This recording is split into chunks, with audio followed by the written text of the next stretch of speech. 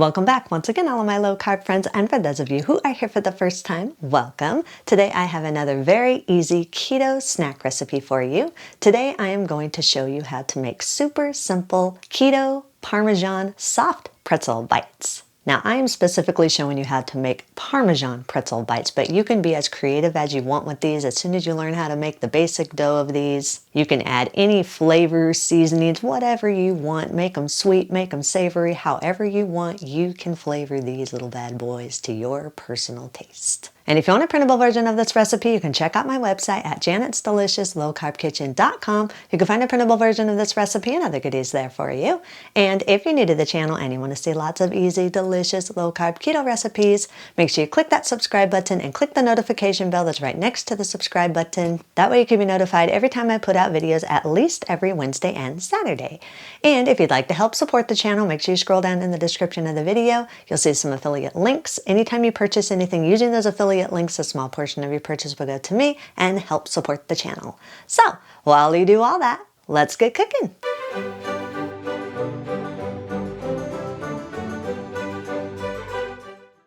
Preheat your oven to 400 degrees. Line a large baking sheet with parchment paper or a silicone baking mat. In a large mixing bowl, combine 64 grams or around 9 tablespoons of coconut flour, a 1/4 teaspoon of salt, 10 grams or around 2 teaspoons of baking powder, 5 grams or around a 1/2 tablespoon of instant dry yeast. This is strictly for flavor. It does nothing to help anything rise. It's just to help your dough to taste a little bit more like the traditional soft pretzel dough.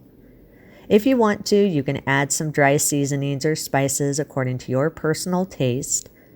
I'm just using a teaspoon of garlic powder just to give the dough a little bit of flavor and to help balance out any coconut flour taste.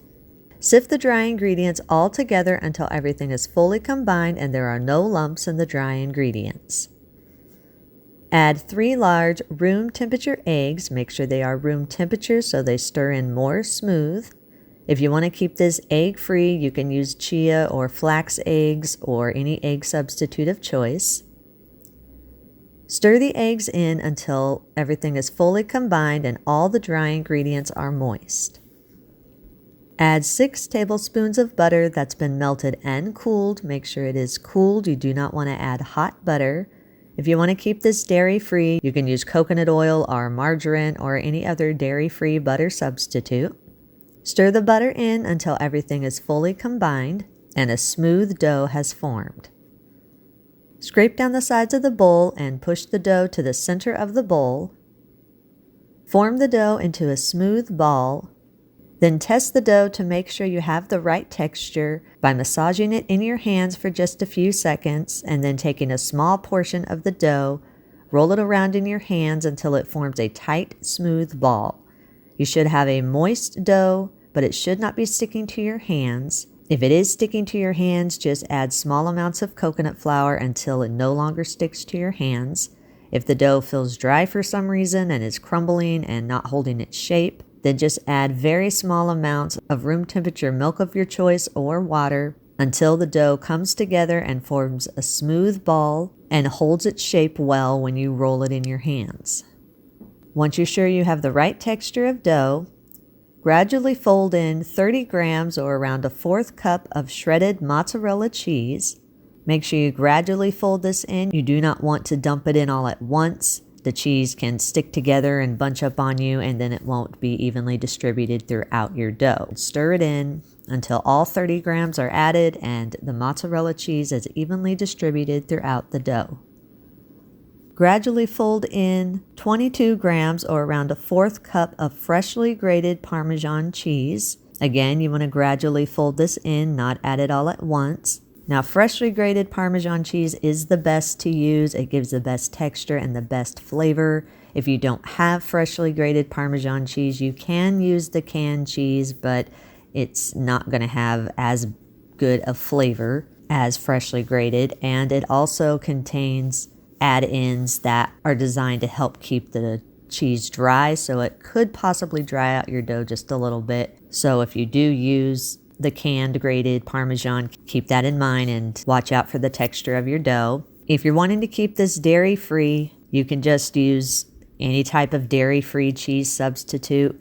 You can leave the mozzarella and the Parmesan cheese out completely if you want to. It will slightly affect the texture of the dough, but not so much that it will ruin your pretzel bites. If you're wanting to make these a sweet pretzel bite, then you can add some cinnamon or some spices of your choice, and also add 1 to 2 tablespoons of granulated or brown sugar sweetener. I don't. I want a Parmesan savory pretzel bite. So after everything is all combined and all the cheeses are evenly distributed throughout the dough, scrape down the sides of the bowl once again and press the dough to the center of the bowl. Then again form it into a smooth ball. Use a small cookie scoop and scoop the dough out around 1 to 2 tablespoons at a time onto your prepared baking sheet, or you can scoop it out to whatever size you're wanting your pretzel bites to be. Make sure when you are scooping the dough out that you're keeping around 2 inches of space in between each scoop. Coconut flour baked goods don't really rise very much, but these pretzel bites do expand just a little bit, so you want to make sure that there is space in between each pretzel bite.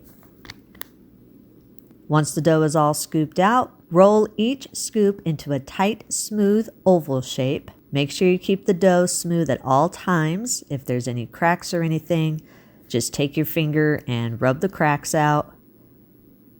Once all the pretzel bites are shaped, place them back on your baking sheet, and again, make sure you keep space in between each one of the bites so they can expand a little bit. Brush each one of the pretzel bites with some egg wash or some melted butter, or if you want to keep this egg and dairy free, you can brush it with some olive oil or melted butter substitute. Make sure you lightly coat the entire pretzel bite, including the bottom. Then again, once it's coated, place it back on the baking sheet.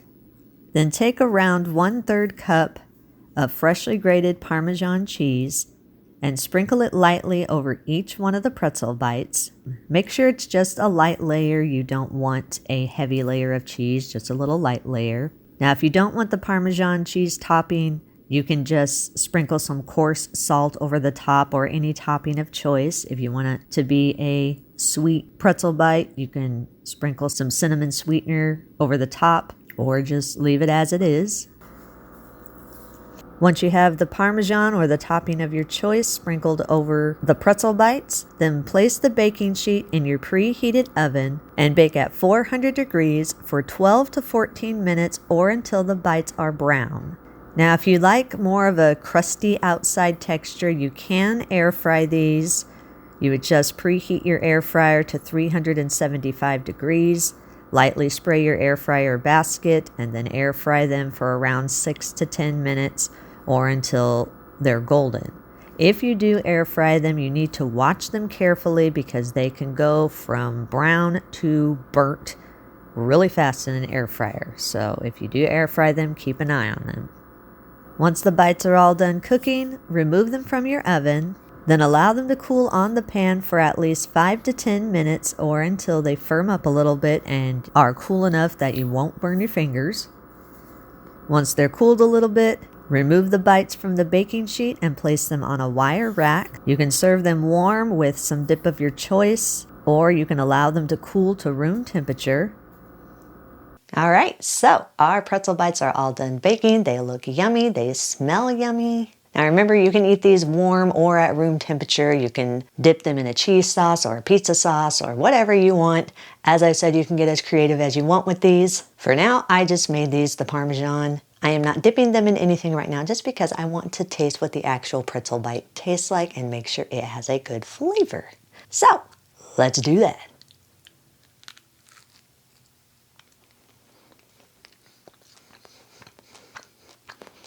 Yummy.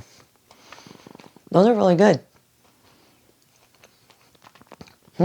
Between the yeast in them and that little bit of garlic powder that I put in, they just have a really, really nice flavor. And they would taste really good dipped in a cheese sauce or a pizza sauce with this Parmesan. Yummy. Good stuff. You can eat these immediately. If you do have any leftovers, allow them to cool completely and store them in an airtight container at room temperature for up to 3 days.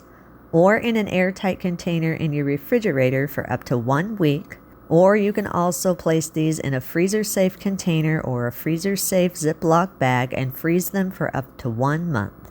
Eat and enjoy.